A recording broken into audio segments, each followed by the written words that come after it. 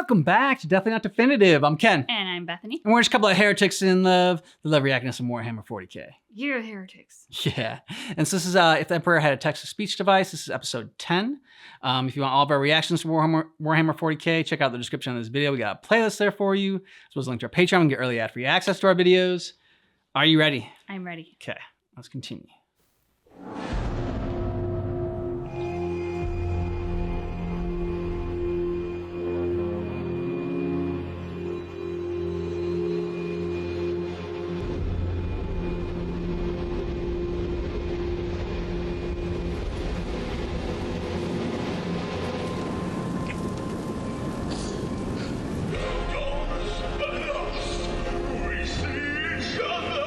Yes! Oh my god. Before you say another word, your evidence, before you burn me like a heretic, listen to me. There is something I must do. This woman leaves behind a suffering child. There is none but me who can intercede. Did this come out when Les Mis was the movie? I don't know. It's like 9 years ago? Yeah. Then I'll return. I pledge my word. Then I'll return. You must make me bad. I'll keep you across the years. Everything that you can never change. I think that's kind of like a distorted Russell Crowe face. Move it, bitch!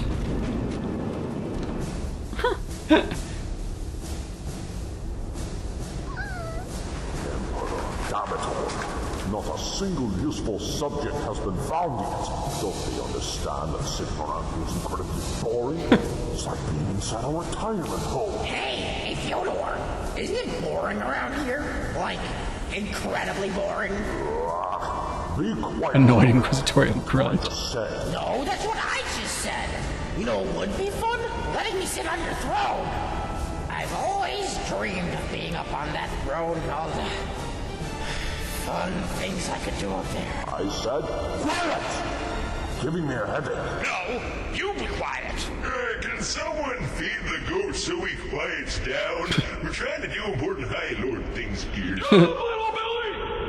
Now, to the business at hand. What were we discussing? I think it was something relating to banning the breathing of air from anyone that is not us. Air is one of the few natural resources left on Terra, and if all of the normals use it, not left for us. Private time shall be another reason to place your lungs with care. Well, I'm not sure. My generals need to breathe as well to make commands. Whatever it is they are commanding again. And I don't think they can do that very well without air. Slap. I usually seem to generate currents of air right before I have to poop. There we go again, yeah. Isn't breathing important? I don't remember. I'm gonna lay down. I should just go up there and find the heretic myself. Joe, we have urgent news. Oh, hey, are you the guys I sent to buy my sandpaper cigarettes? I really need my fix of nicotine and throat lacerations. How else do you think I always sound so calm and sexy? What is it that you want? Don't you three have some sewage to investigate? We were confronted by 3 custodians while interrogating some citizens. Custodies? You're joking with me, are you not? The custodies never make the Imperial Palace. They were right there, though. And the custodians told us that the Emperor really is the one who sent the message. In the name of 1,000 dead fucking heretics, are you saying? Just these are the heretics we are looking for. Well, in that case, we're all walking straight into the Imperial Palace. Nice. And taking those mutant exhibitionists with us. Let's see what happens when they meet the Emperor. Hold your mega chairs for just a moment, Inquisitor. What do you think you are doing? Very frustrated. Stop standing around there all silent and dead like an unplugged fucking Mechanicus scout and tell me who these space marines are. This anticipation is for some reason killing me. Then again, I'm a decaying corpse, so that might also be a contributing factor. Well, they are renowned in the Imperium for stealing a lot of relics from both other chapters and factions within the Imperium. It's not really known how they do it, or exactly why, but they have somehow managed to amass a astounding amount of organs due to this. So what are they called? I believe they're called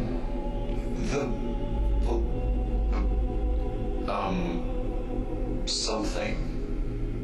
Actually, I don't remember. Wait to fucking go. Go ahead. You just reached a whole new level of stupid, the disappointing kind of stupid. Come to think of it, did you say chapter? As in, only a singular chapter within an entire legion is good at this? Oh, no, my lord, they are not part of a legion. Why the fuck would there ever exist a single chapter outside of a legion? Well, you see, 7 years after the War's Heresy, an event took place known as the Second Founding. The Second Founding? Oh man, this already sounds about as unnecessary as the Dark Eldar. Wasn't the appropriately named Only Founding good enough? Actually, I think the name was changed to the First Founding after they came up with the second one. Really? Wow. What an unbelievable excess of stupid. Anyway, the Primarch of the Ultramarines, Robert Gulliver. My singular cybernetic, I just detected a large rise in ignorance and hubris in this room from the mere mention of that name. Created the Codex Astartes, which is a set of rules and guidelines that nowadays is used by thousands of Space Marine chapters throughout the galaxy. Thousands? He fried his brain. The Codex Astartes became the foundation for a second founding, as Gulliver decreed that all legions still loyal were to be split up and organized into armies consisting of roughly 10 companies each. One of these chapters were to retain their parent legion's original name, symbol, and color scheme, while the others could basically go and do whatever they wanted with that. So now we've got fucking Ultramarine babies spread out across the entire galaxy, all secluded from the rest of the Imperium, to form their own beliefs, dogmas, and hatreds inspired by the original, which was already an enormous pile of stupid to begin with. Seriously, are you actively trying to make my own life even more diverse? My own life. Well... In addition, this gumbook has split up the Imperium's mighty bulwark and made it into a rotten picket fence that even a small child could break down. What made you people think that this was a good idea? But my lord, Gulliver's intentions were noble. He recognized that in order for something like the Horus Heresy to not ever be possible again, the massive marine armies should be separated and spread out. And now the Xeno activity is more rampant throughout the galaxy than ever. Perhaps if Man's head wasn't stuck so far up his butt, fervently kissing his own ass, he would have read his work before publishing it. For all we know right now, there could be hundreds of chapters out there pledging their allegiance to chaos, or perhaps even worse. And we have no fucking idea about it or a way to stop it, because all our defenses are so thinly spread. There could even be chapters consoling and accepting both Xenos and Chaos worshippers into their ranks. Maybe even chapters so fucking reclusive and historically inept that their mere existence sounds like something out of a disgustingly horrible and shitty fan fiction. You guys have a feeling we're being shit on really hard right now? We're always being shat on. Go fish. Go fish. You thought that you were going to win this poker game, but it was actually I, Crash! Fucking damn it, Guildsman. Speaking of which, did you tell them to cut his life support yet? It is very fucking important. Actually, when you've done that, make sure to bring that status field power adapter here. I might need that extra power to charge my data slate to play whatever new Battle Mace 42 million game is out, or whatever else might exist. Not Call of Duty, though. They seriously need to stop releasing those shitty fucking rehash games every year. Right. My lord, I'll make sure not to forget it this time. Actually, untrustworthy checklists. Are the Ultramarines somehow connected to all bad things that has happened for the last 10,000 years? It feels like we keep bringing them up all the time. Well, they have kind of become the poster boys of the Imperium, so can't really avoid mentioning them. Oh, speaking of which, I actually remember the name of that feeding chapter now. Really? What is it then? The name of the chapter is The Blood. Yes! I'm so sorry for interrupting you, little kitten. But we have something very important to inform you two about. Oh shit, it's my eternal torment upon this throne made manifest again. You'll see, we were outside the palace, traveling through the spires of terror, when we noticed that everything was on fire. Not in the usual sacred incense burning way either. Yes, indeed. Apparently there are inquisitors running amok all around the planet.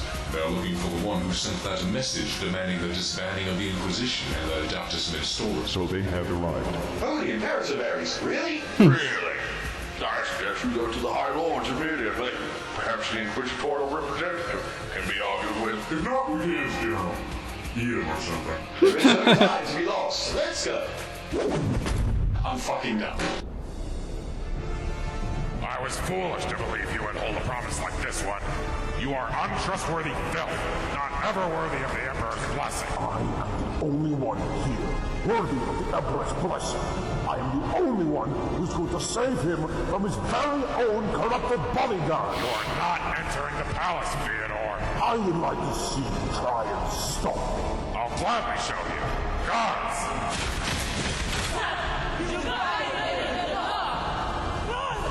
Theodore, we're surrounded. Be quiet, Domin.